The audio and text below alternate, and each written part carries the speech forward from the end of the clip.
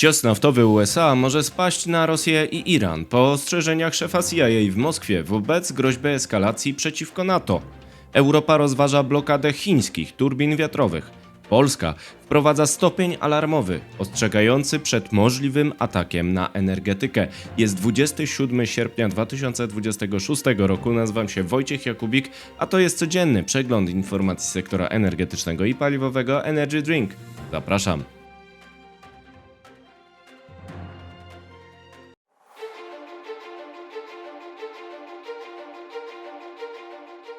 Partnerem kanału Energy Drink jest Orlen. Zaczynamy jak zawsze od informacji dnia. Cios naftowy USA w Rosję czeka na ruch Moskwy. Wizyta szefa CIA rodzi spekulacje.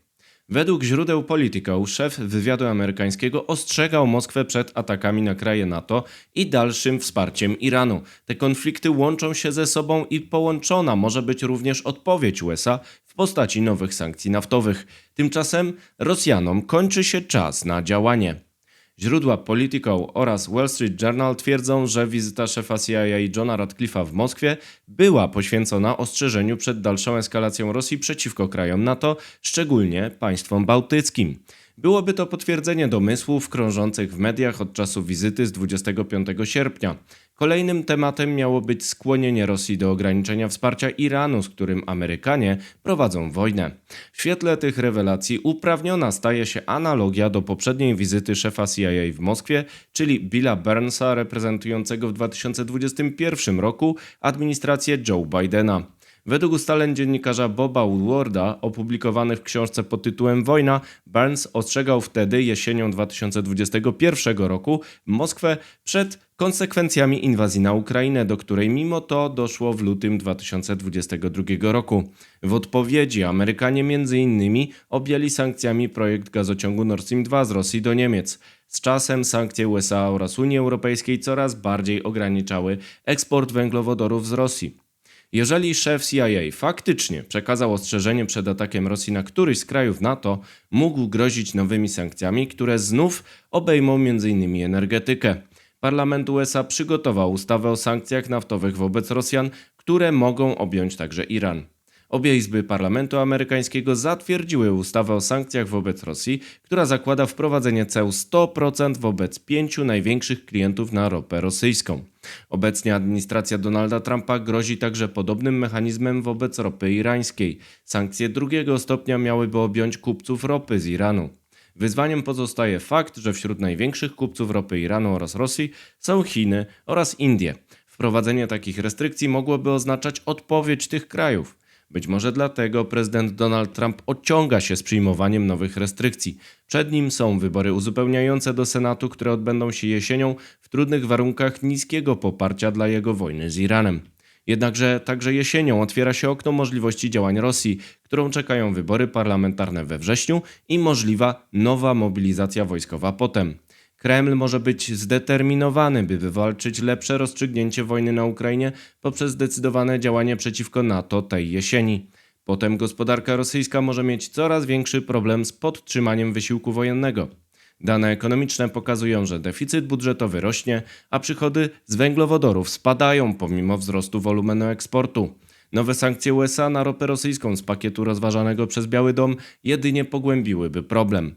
Według analizy Sberbanku, która wyciekła do mediów za sprawą hakerów Black Mirror, Rosjanom kończy się czas. Deficyt budżetowy w pierwszym kwartale 2026 roku sięgnął prawie 5 bilionów rubli zamiast niecałych 4 zaplanowanych przez Rosjan. Przychody ze sprzedaży gazu i ropy spadły o ponad 45% do 1,44 biliona rubli. Ataki dronów Ukrainy wyłączyły zaś 10 do 15% mocy rafineryjnych w Rosji. Analitycy Sberbanku oceniają, że najbardziej prawdopodobny scenariusz to zamrożenie konfliktu w drodze porozumienia z Donaldem Trumpem. Drugi w kolejności zakłada scenariusz koreański, czyli brak porozumienia pokojowego i zatrzymanie konfliktu na obecnej linii frontu.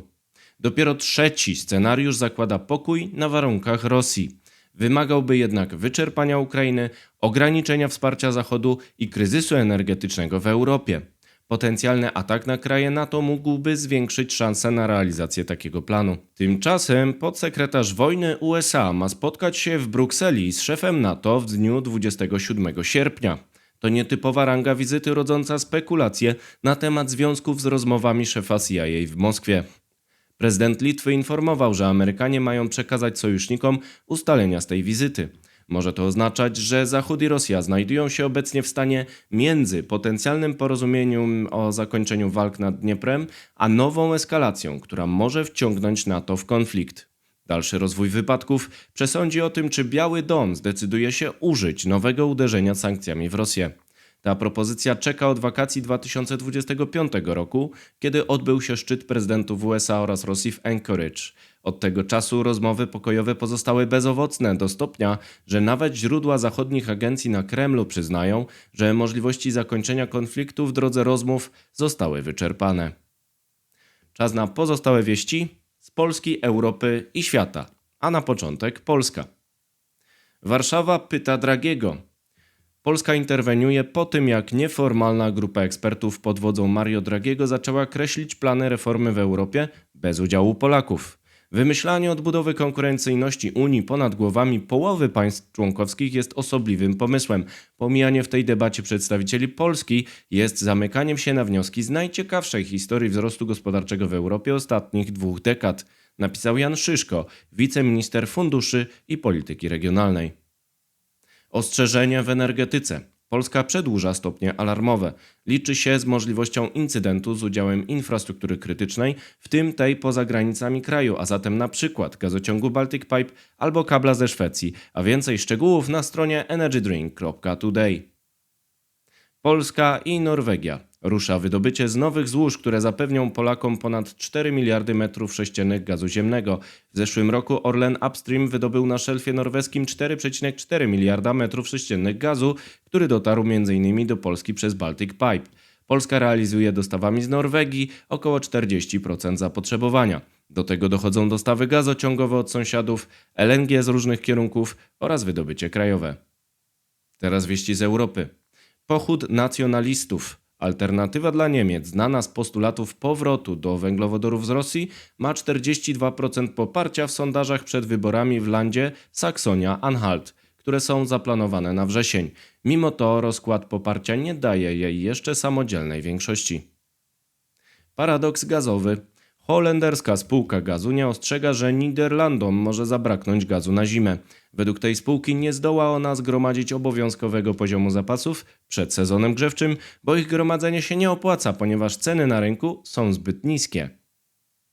Blokada ekspansji. Financial Times oblicza, że Chiny mają ograniczony udział w rynku turbin wiatrowych w Europie, który obecnie wynosi 3% mocy dodanych w 2025 roku, czyli 446 MW. Obawy o cyberbezpieczeństwo doprowadziły do blokady firmy Mingyang w Wielkiej Brytanii. Trwają rozważania na temat możliwej europejskiej blokady dostawców spoza Zachodu. Jeszcze wieści ze świata. Cyberatak Chin. USA informują o wykryciu i neutralizacji cyberataku, który łączą z Chinami. Hakerzy mieli zaatakować najważniejsze agencje i instytucje państwowe, w tym NASA, Senat czy Departament Energii. Nie ma jeszcze pełnej informacji o skradzionych danych, a więcej na stronie energydrink.today. Celny cios. Drony Ukrainy zaatakowały rafinerię Norsi w Niżnym Nowogrodzie. To 4. zakład tego typu pod względem przerobu sięgającego tam 15 milionów ton ropy rocznie. To 2. największy producent benzyny w Rosji.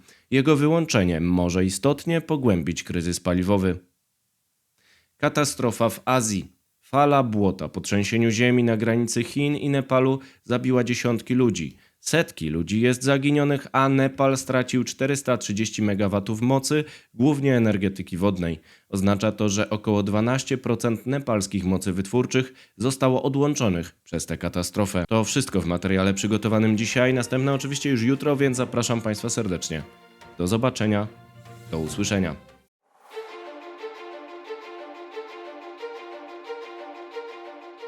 Partnerem kanału Energy Drink jest Orlen.